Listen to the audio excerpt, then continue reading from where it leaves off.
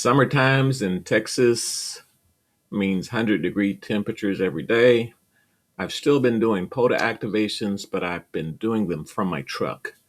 I haven't been able to record those because the air conditioner is on in the truck and it takes too much time to cut out the noise that's coming from the air conditioner. AC is at the halfway point on the AC. That's usually where I run it. I decided I would go ahead and do a simple video on how to log the POTA activations using the HAMRS application. Normally when I go out to do an activation, I take pad and paper and I log everything on pad and paper, because normally when you're dealing with computers, they will only fail when you need them. So I have a log that looks basically like this. I will log the call sign, the frequency that's on. I could only get 20 meters on this day, so I just know that it's 14 dot, and this is dot 325. For the signal report, it's usually like a 58, 57, 59. I don't log the 5, I just log the second digit. I log what I sent up above. So in this case, I sent a 57. In this case, the person sent me a 59. That just saves a little time. The next option I'll have is just extra information. It'll be either a park number or it'll be a state. And then I'll log the time down at the bottom. I always log my start time at the top so I can use it as a reference. And then I add the time going down the log here.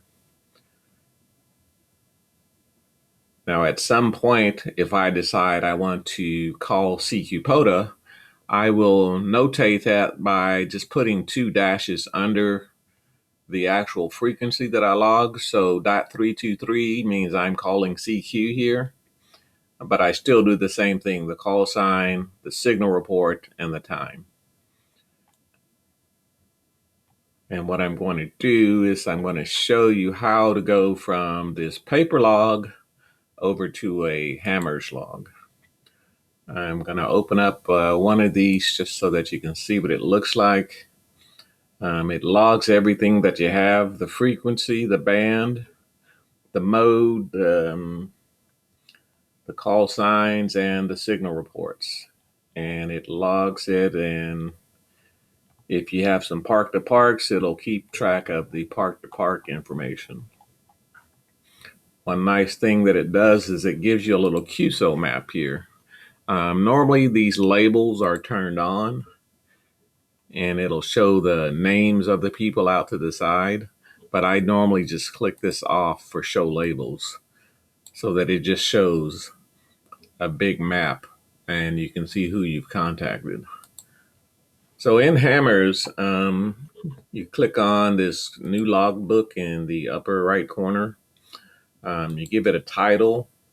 When I first started doing parks on the air, they wanted the file in a specific format, which was the call sign at the park, and then the year and the date, which is 0901.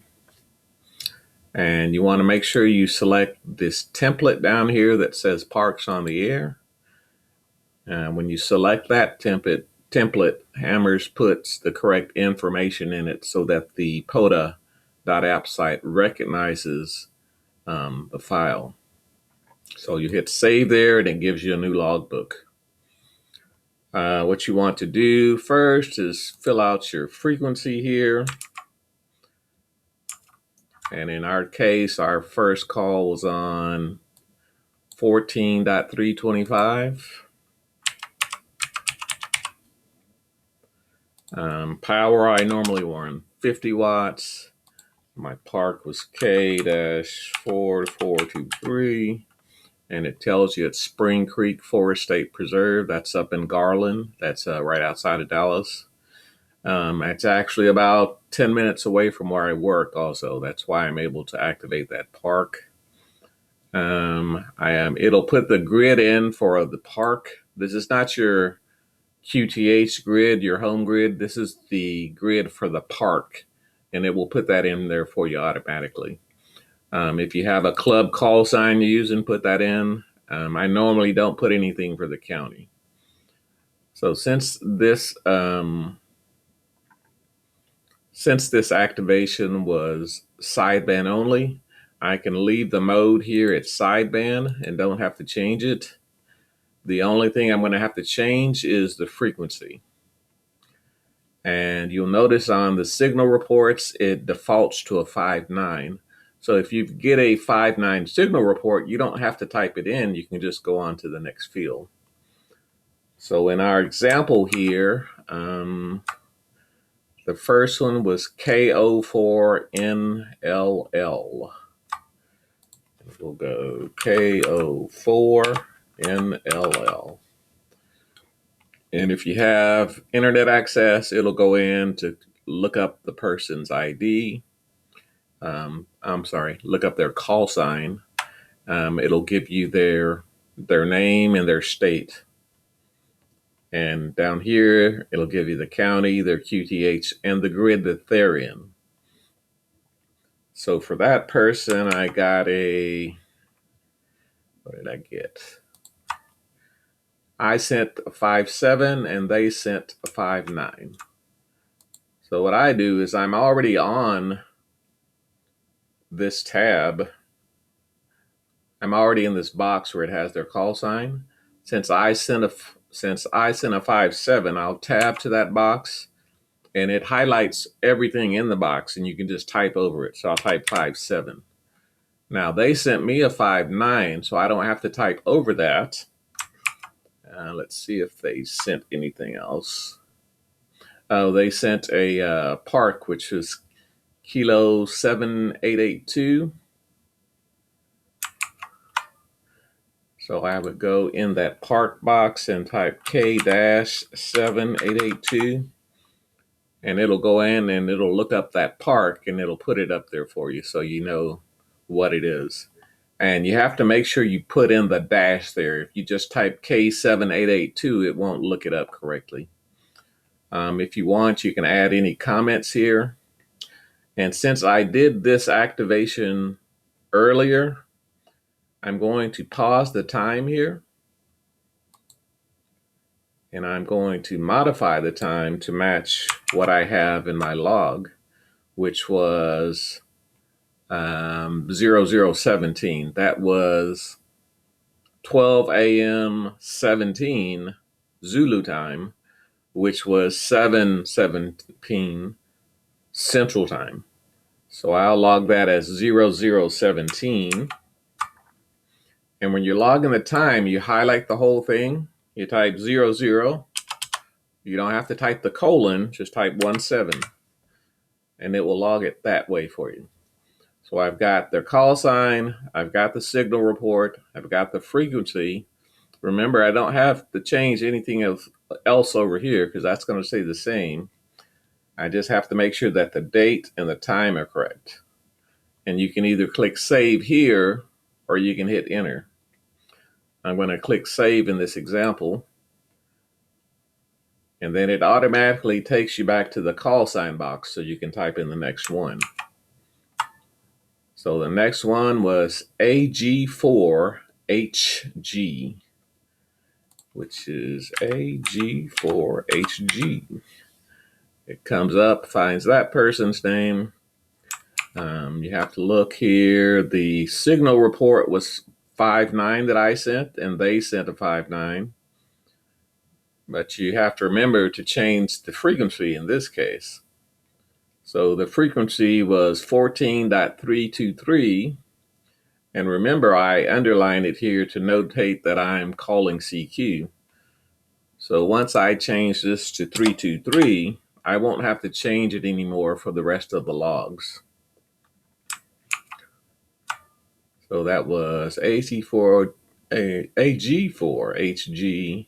They were on 323. Signal report was 59, and the time was 23. So what I'll do is I'll click there, and I'll just backspace 2 times, and I'll type 23. Now what I'm going to do is I'm going to leave my mouse in this area right here, and I'm going to just hit enter. Okay, and that logged the next one, and then it's ready for me to put the third one in. Now, since I'm calling CQ, I'm on the same frequency, so now I don't have to worry about changing the frequency. I just go on to the next call.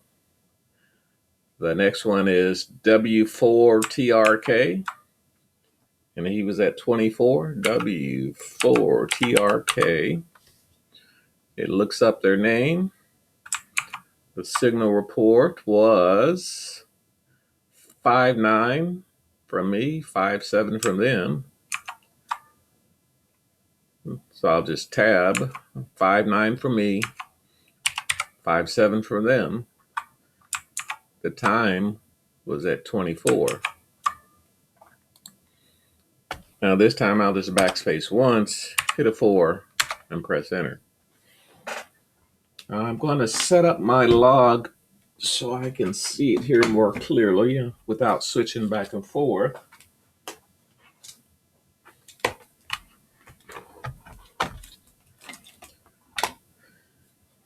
And I can see the next one was KN4 ZVJ.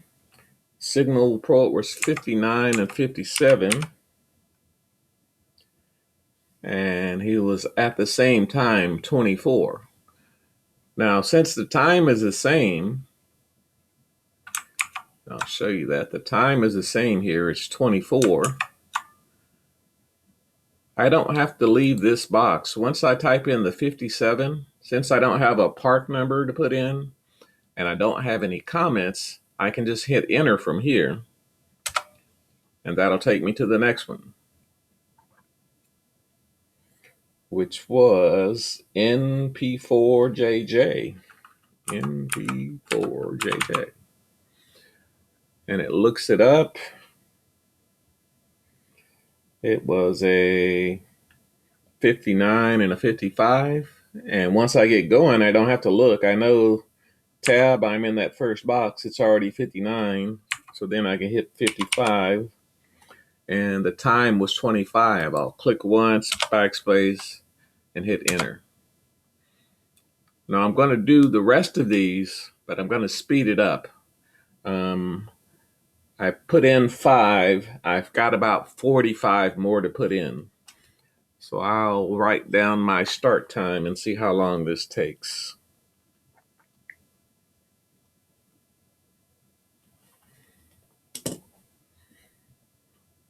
All right, let's go with N0DRX.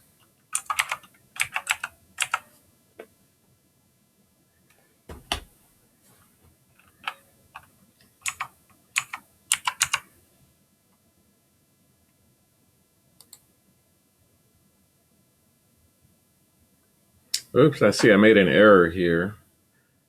I got an error in the time for NP4JJ. The time should have been 25. If you make a mistake, you click that little gear and you hit edit, and then you can change the time there. So it was 0025, and then you hit save, and it corrects it for you there. So I'm back at my N0DX 59 and 58, and the time was 26.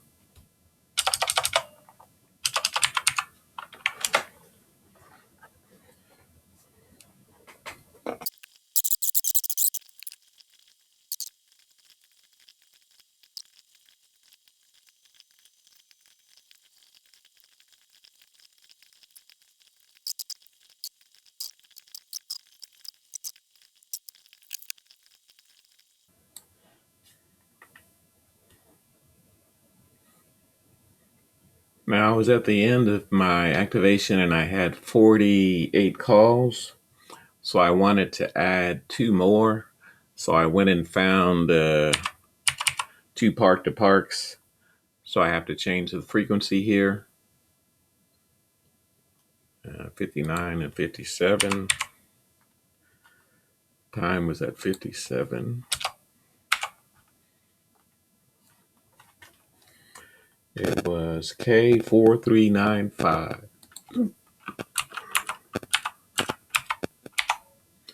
K4395 at 57.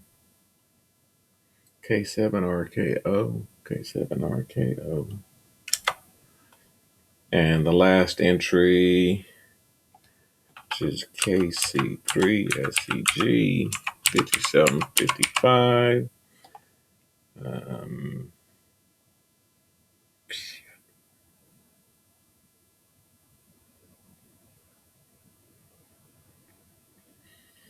For this KC3SEG, I didn't write down the frequency. So I'm going to leave it at 255, 5755. The time was 58.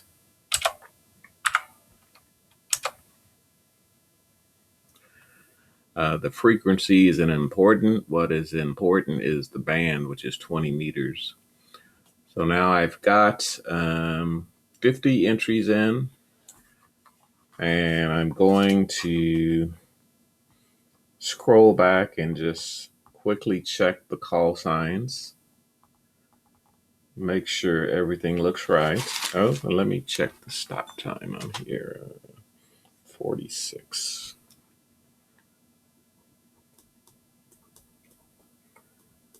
So I started at 11:28 and I finished at 11 something 46. 28, 38, 48 is 20 minus 2, 18 minutes. So it took me about 18 minutes to put in 50 entries into HAMRS. Let me continue checking these just to verify.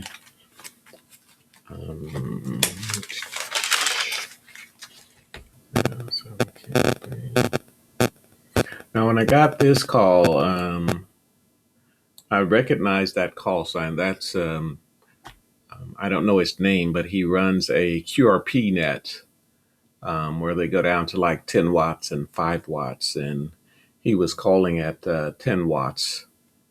There it is right there. 10 watts. Is that Indiana or is that Iowa? I don't know.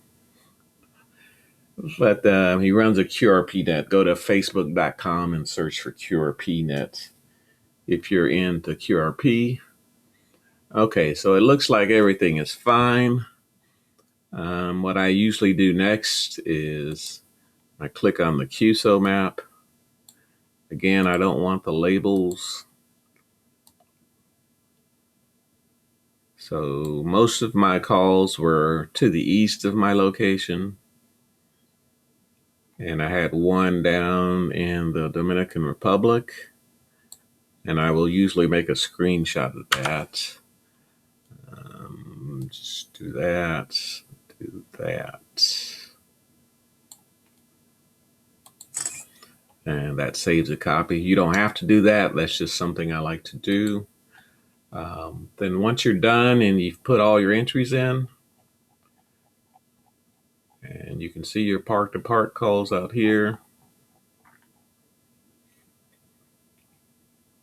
Oh, I didn't put in the park number for the KC3SEG,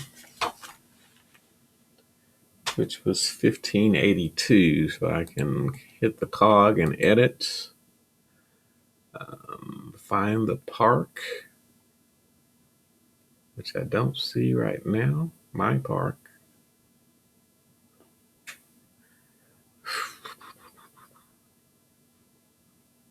It's still my park. Their call sign.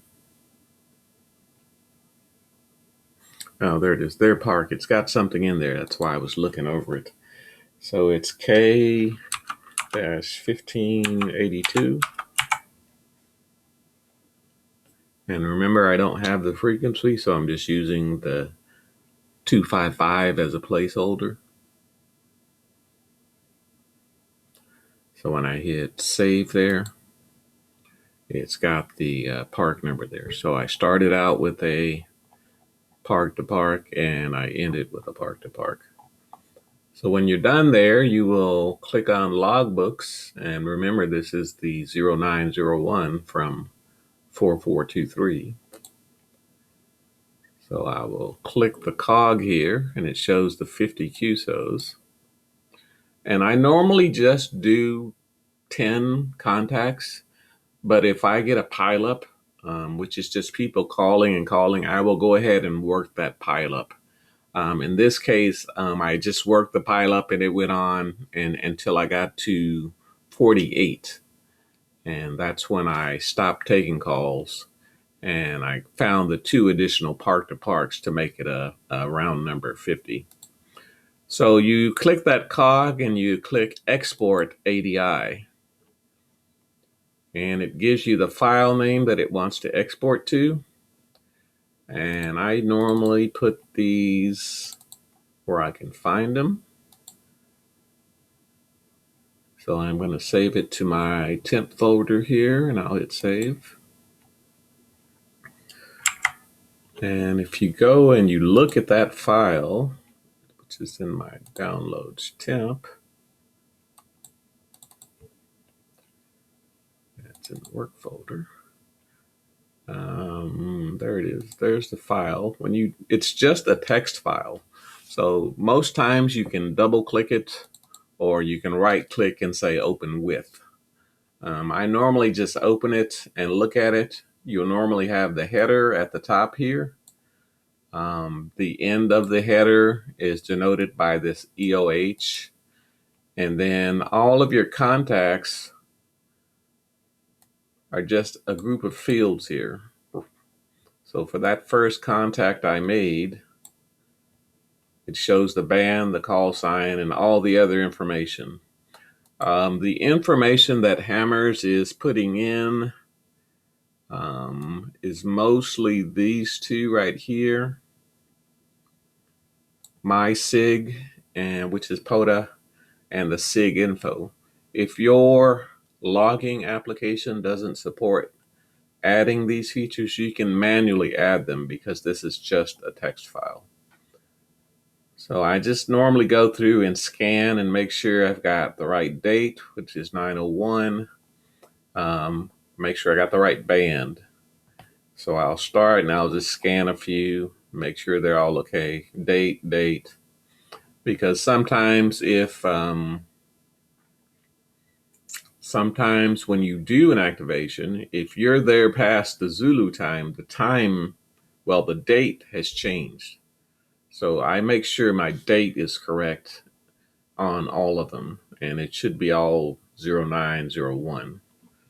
And I just randomly scan through these. Now you have to go through the upload process. No, I normally log to QRZ.com, so I upload it there first. So if I go to QRZ, there's my homepage on QRZ showing some of my equipment, my catfish, my motorcycle. And you can see some of the recent contacts that I've made. These are all FT8 from this morning. When you go to the username, I have an option for my logbook. And it shows my logbook here. The green ones have all been uploaded to Logbook of the World, which I will do later. The white ones have just been uploaded. And this is mostly FT8 from this morning. I had CW from yesterday, some more CW from yesterday as well. So anyway, when you're on this logbook, and I did this activation on a Thursday night, and before I got home, there were people who have already uploaded their logs, and they're waiting for me to confirm. So once I upload these logs, well, this one log, it's going to automatically confirm all these requests, so I don't have to review them. So when I go back to my list of logs, you go to this little icon here on the right, and it says import from ADI file. And you hit import, and you have to choose the file. I know it's in downloads. I know it's in temp. I know it's in work. And it's the only one there, but I still double check the file name, 4423, and the date. And I hit select. Now it's got a file name listed there. I don't need the option to send me an email because I can see it here on the screen. So I hit import ADI file. It tells you it was successful. It shows you that, and you hit continue.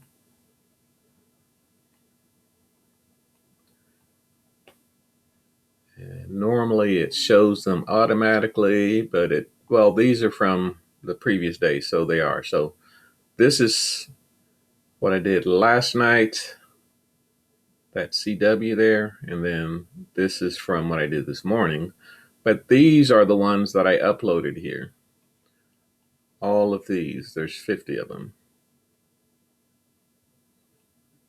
So now I've uploaded all my logs to QRZ.com, and there's only one there that's waiting incoming. I'll have to check that one, KD3MAD. And I believe that might have been an FT8 connection, so that's not related to these logs. So what I'll do in the meantime, while I'm here, I'm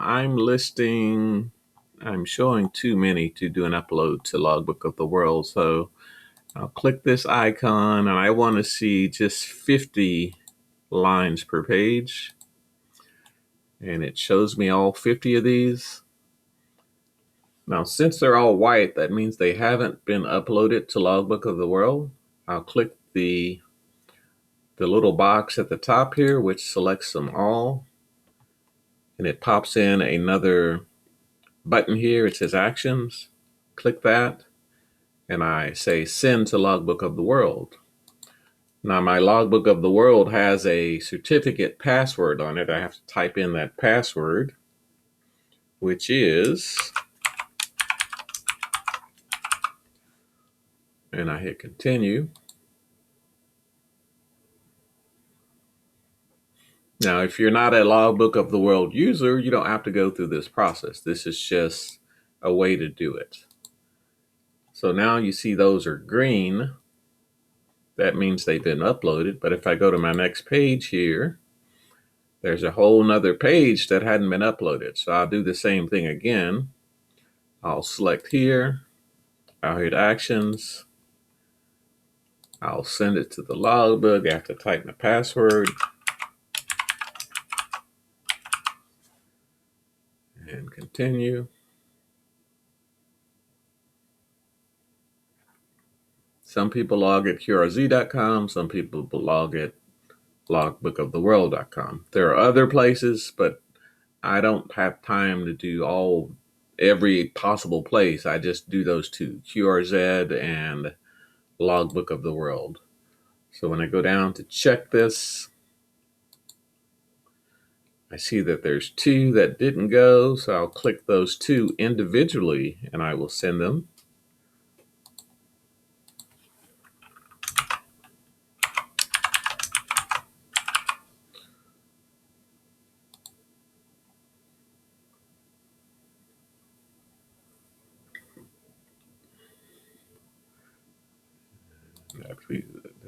Close.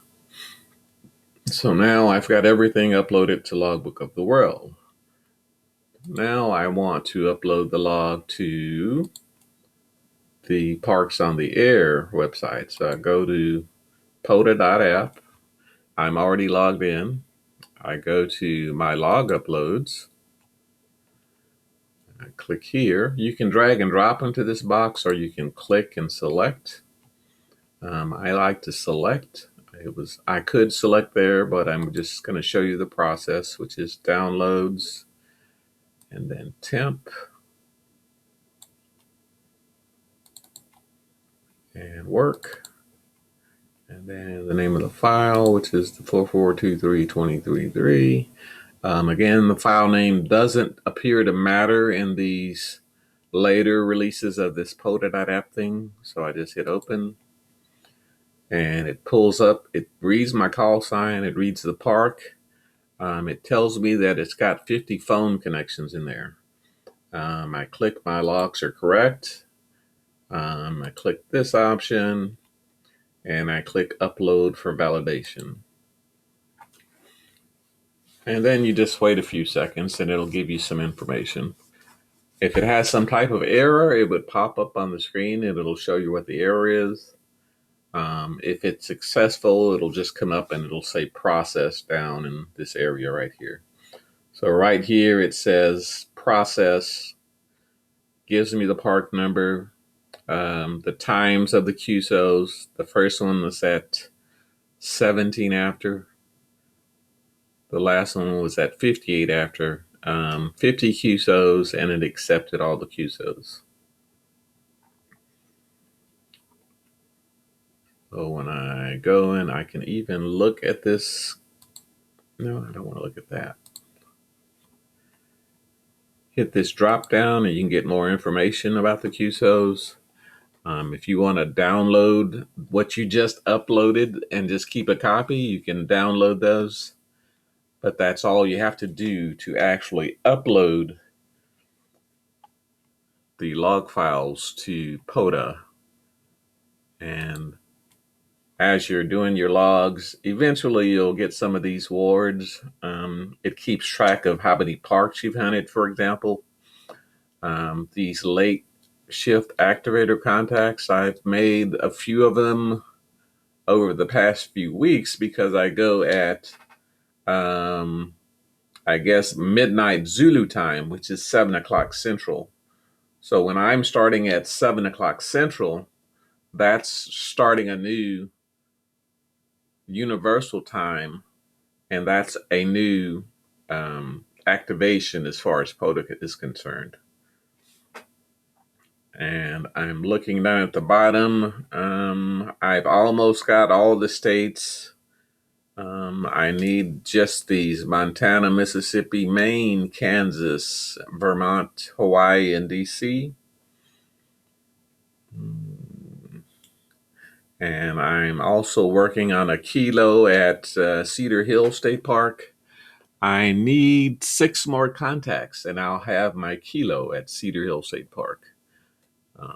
If we look out at, where do we go? Cedar Hill State Park. That's the park that's 15 minutes away from me, so that's the one I go to most. I'm number 3 on the list here for park leaders, but I'm nowhere in the list for activator QSOs because I don't really care about getting a large number of QSOs. As soon as I get my 10, I start doing other things. I'll do 10 single sidebands and then I'll do some FT8 or I'll try to do some CW. Most of the CW that I do is going to be like park to parks because you can already see the call sign. But what I do is wait until I can hear the actual call sign and I can actually decode it and write it down, and then I can respond. I can respond a lot faster than I can decode the CW. So for right now, my CW is mostly just park to park. So I'm not calling CW on a park activation yet because I can't pick out all of those signals coming through. All right, so that was very basic on how to upload your log files to Parks on the Air, also QRZ.com. And if you have the Logbook of the World, you can export from QRZ.com over to Logbook of the World. And I believe it also goes to reverse. If you log to Logbook of the World, you can send those back to QRZ.com, but I don't do it that way. I go QRZ.com to Logbook of the World. So thank you for watching. I hope this helps you. Always keep a copy of that ADI file that you export from HAMRS. And you want to export that file from HAMRS as quickly as possible. So if you're logging with HAMRS out at the park and you're done, save the file and then save it somewhere else. It's on your phone. Send it to your Google storage or your Microsoft storage so you have a copy of it. Because if something happens to that phone or that tablet or that laptop, then you've lost your logs for that day. 73, and thanks for watching.